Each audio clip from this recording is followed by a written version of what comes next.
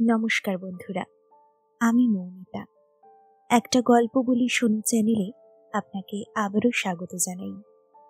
আজকের উপস্থাপনায় আপনি শুনতে চলেছেন শ্রদ্ধেয় লেখক বিভূতিভূষণ বন্দ্যোপাধ্যায় রচিত একটি ছোট গল্প 22 বছর। শুরু করছি আজকের গল্প 22 বছর।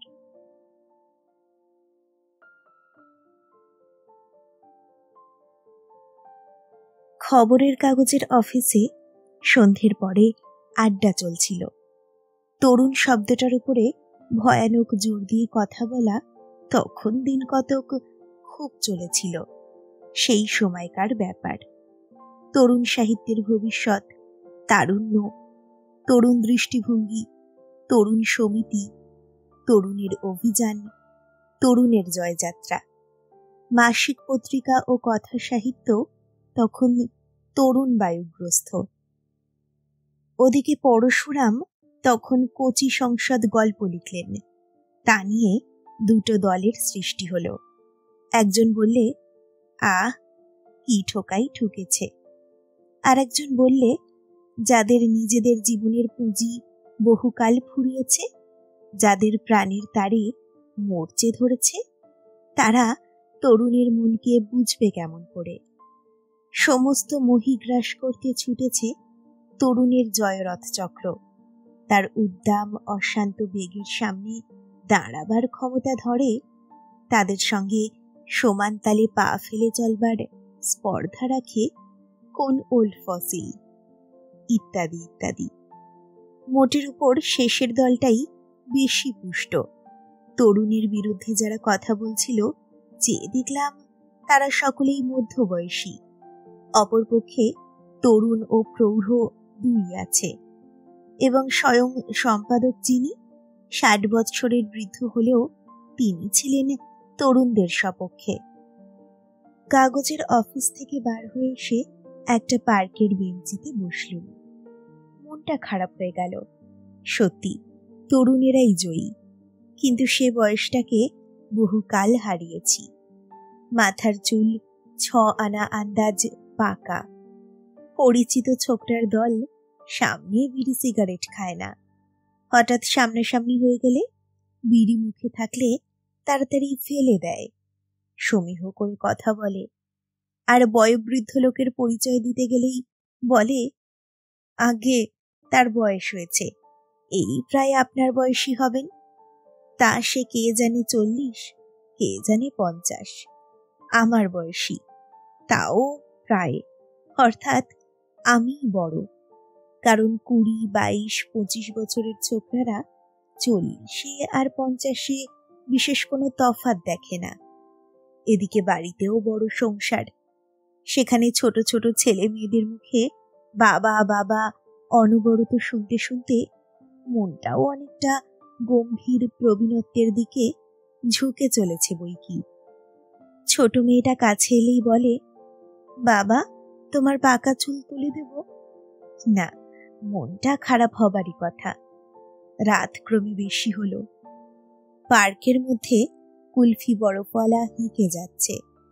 মোড়ের মাথায় বেলফুলের মালা বিক্রি হচ্ছে। রাস্তায় লোক চলাচল ক্রমে ক্রমে কমে আসছে। জ্যোৎস্না রাত, চাঁদ ভাঙা ভাঙা মেঘের মধ্যে লুকোচুরি খেলছে। কত বছর বয়সের মানুষকে ঠিক তরুণ বলা চলে? 19 থেকে 32, না 18 থেকে 28, নাকি 20 থেকে 25? এই বয়স একদিন আমারও ছিল, ওর চেয়েও কম ছিল। কিন্তু তখন কেউ বলে দেয়নি যে আমি তরুণ, বা তার জন্যে একটা কিছু হয়েছে। দুর্ভাগ্যের বিষয়ে তার উল্টোটাই শুনে এসেছি চিরকাল। কখনো বুঝতে পারিনি যে আমার বয়স অল্প। সেই কথাটাই আজ রাত্রে আমার বেশি করে মনে এলো। ছেলেবেলায় আমি ছিলাম খুব রোগা, শীর্ণ। অসুখে ভুগতাম বছরে 9 মাস। হাতে তাবিজ, কবজ, গলায় আমড়ার আঁটি, কোমরের ঘুনশিতে বাদুরের নখ, সমস্ত দেহে নানা ধরনের বাধা ও গণ্ডি। মৃত্যু যাতে হঠাৎ ডিঙিয়ে এসে আমাকে নিয়ে না পালায়। এই কারণে স্কুলে ভর্তি হতে হয়ে গেল দেরি। যে ক্লাসে গিয়ে ভর্তি হলাম সেই ক্লাসের মধ্যে আমিই বড়। সকলে আমাকে ডাকতে লাগলো কানুদা বলে। কিন্তু প্রথমে ততটা বুঝতে পারিনি যে আমার বয়সটা এমন বেখাপ্পা গোছের বেশি। একদিন হলো কি, তখন মাস 2 হলো ভর্তি হয়েছি। মামার বাড়ি যাওয়াতে দিন দিনেক স্কুল কামাই হলো। তারপর যেদিন স্কুলে গেলাম, ফণি মাস্টারের ক্লাসের পড়া হলো না। ফণি মাস্টার আমার চুল ধরে টেনে বললে, বুড়ো ধাড়ি কোথাকার, শিং ভেঙে বাছুরের দলে মিশেছে, আবার স্কুল কামাই করে। ছেলেরা অনেকে খিলখিল করে হেসে উঠল আমার দুর্দশায় খুশি হয়ে।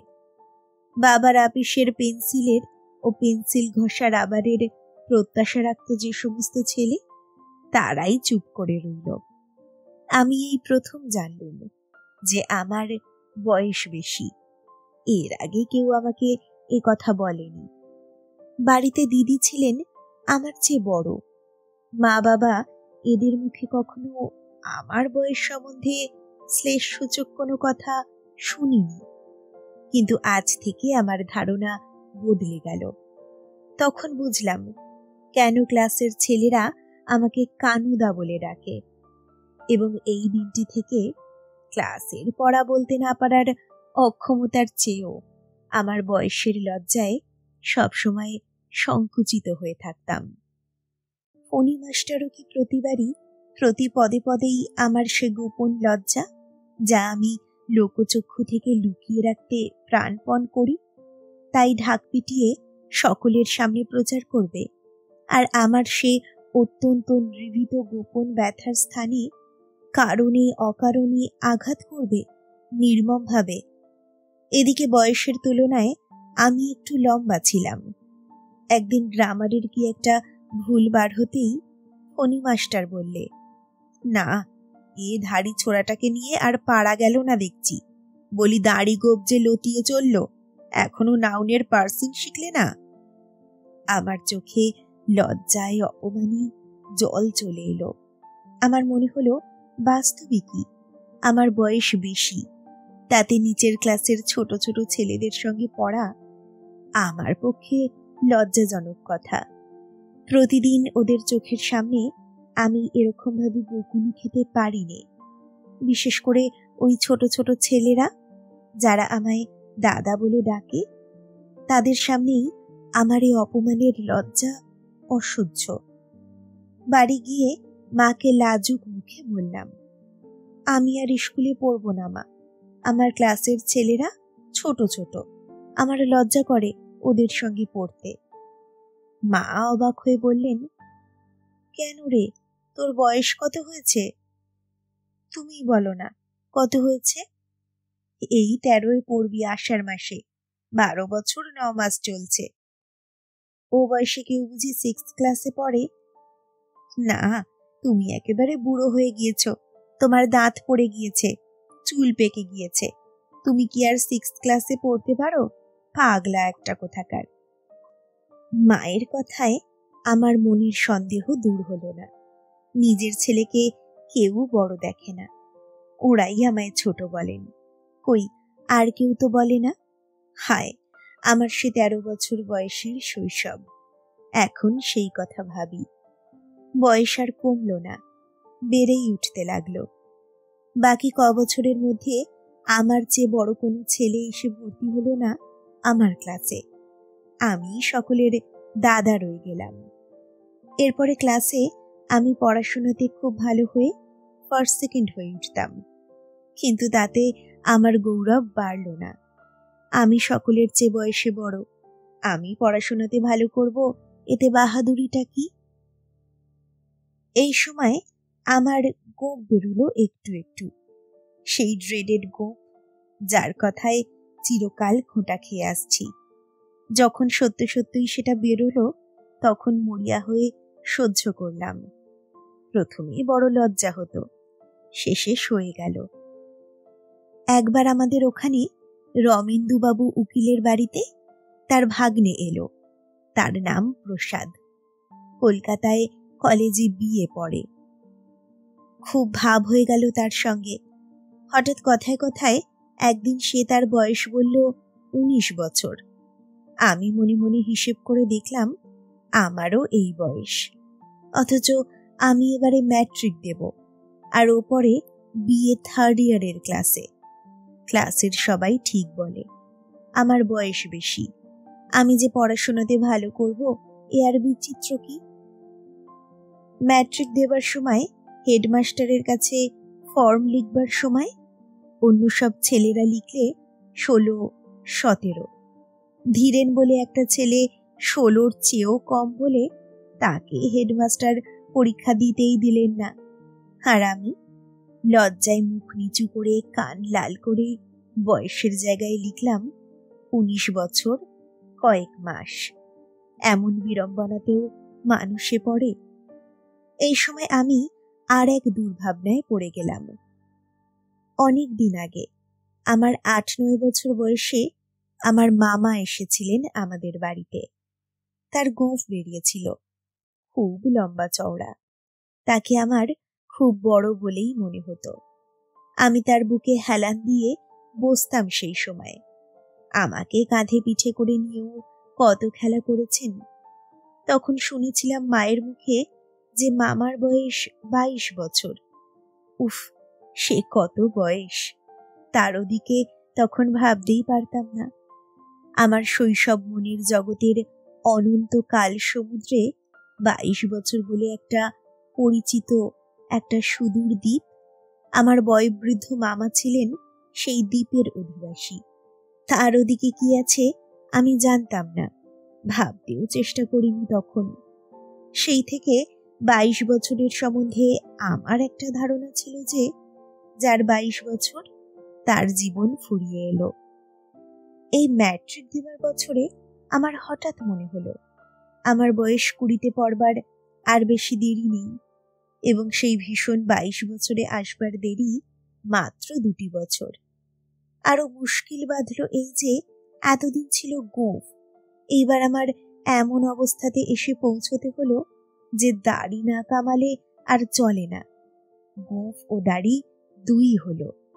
গোঁফ দাড়ি এবং 20 বছরে পা দেবার দেরি মাস কতক মোটে। তারপরে বছর 2 পরেই 22 বছর। কিন্তু তখনকার 2 বছর অনেক সময়, আজকালকার মতো নয়। মন ছিল চিন্তা শূন্য, ফুর্তিবাজ, কৌতুক প্রিয়। 2 বছর আস্তে আস্তে দেরি হয়ে গেল। এলো 22 বছর, চলেও গেল। তখন যদি কেউ বলতো যে আমার বয়স কম, 22 বছর আর এমন কি বয়স, তাহলেও হয়তো তার কথা আমার বিশ্বাস হতো না। যেমন 12 বছর বয়সে বিশ্বাস করিনি মায়ের কথা যে আমি ছোট। কিন্তু আসলে সেই কথাটা আমাকে কেউ বলেও নি। বরং আরো একটা ঘটনায় উল্টো কথাটাই এবারে শুনলাম। 23 বছর বয়সে আমার বিবাহের জন্য কোথা থেকে একটা সম্বন্ধ এলো। আমি তখন 3rd ইয়ারে পড়ছি। ঘটক আমাকে দেখে বললে, ছেলের বয়স একটু বেশি না? বাবা সামনে বসে বললেন, কোথায়? এই তো মোটে 23। আমি ভাবলাম বেশ তো, বাবা ওরকম কথা কেন বললেন? ছি, ওরা কি মনে ভাবলে? মোটে 23 মানে কি? সেই থেকে আমার বিশ্বাস হলো যে বিবাহ করবারও আমার আর বয়স নেই। ঘটক নিশ্চয়ই আমার লম্বা চওড়া মূর্তি দেখে আমার বয়স বেশি আন্দাজ করেছিল। 23 বছরের অনুপাতে আমার চেহারা বড় ছিল, কিন্তু আমার সেই থেকে বিশ্বাস দাঁড়ালো অন্যরকম।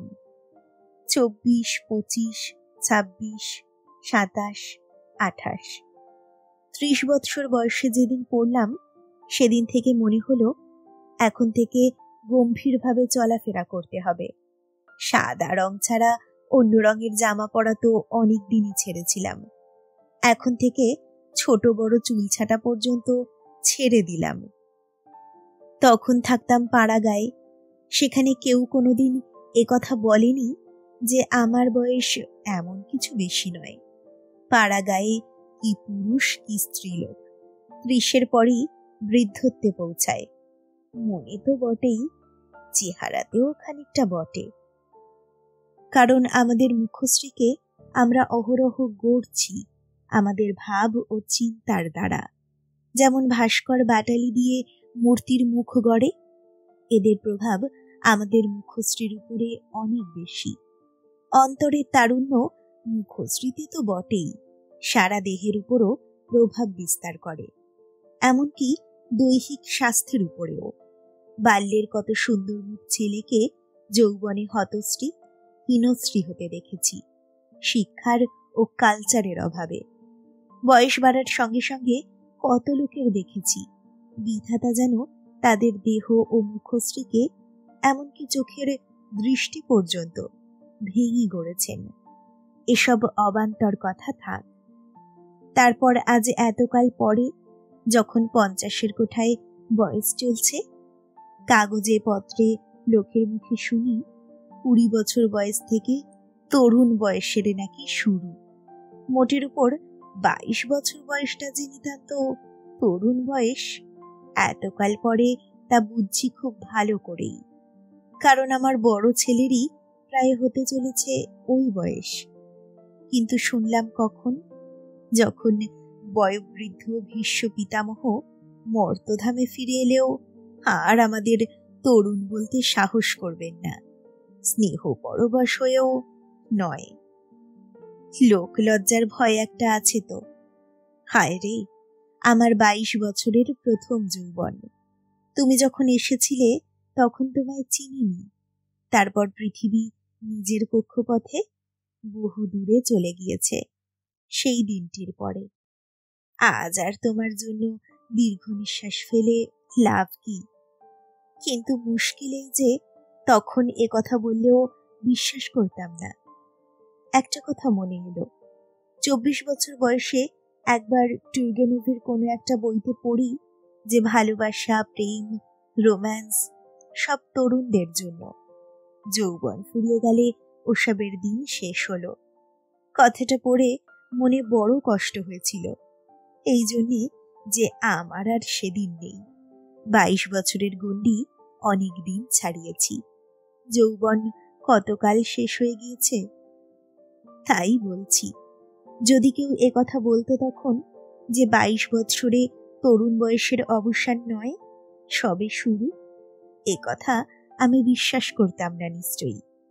মা তো 12 বছর বয়সে বলেছিলেন আমি ছেলে মানুষ। সে তো নিতান্ত বাল্যকাল। মায়ের কথা কি বিশ্বাস করেছিলাম?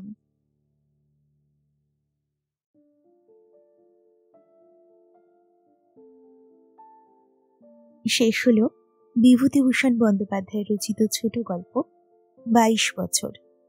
গল্পটা আপনার কেমন লাগলো আমাকে অবশ্যই জানান কমেন্ট সেকশনে। খুব তাড়াতাড়ি ফিরে আসছি আরো একটি গল্প নিয়ে। সকলে ভালো থাকুন, সুস্থ থাকুন। নমস্কার।